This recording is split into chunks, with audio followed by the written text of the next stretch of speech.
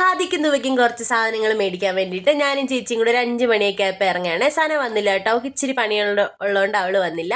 പാത്തൂട്ടിയും കൂടെ ഉണ്ട്. അങ്ങനെ ആദ്യം നമ്മൾ രത്നദ്വീപിലോട്ട് പോയേ.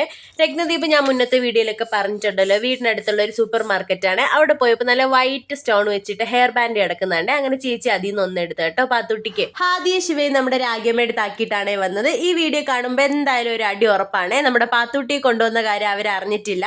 ഒരു പാക്കറ്റ് പാലെടുക്കണമായിരുന്നു. അങ്ങനെ നമ്മുടെ പാത്തുട്ടിയും ചേച്ചിയും കൂടെ പാലൊക്കെ എടുത്ത് പിന്നെ എല്ലാ സാധനങ്ങളും ബില്ല് ചെയ്ത് നമ്മൾ അവിടെ നിന്ന് ഇറങ്ങി.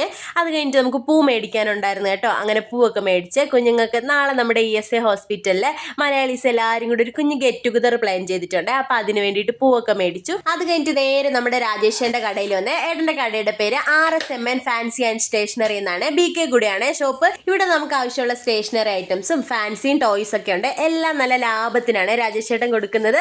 അങ്ങനെ അവിടുന്ന് സാധനങ്ങൾ മേടിച്ച് വീട്ടിലോട്ട്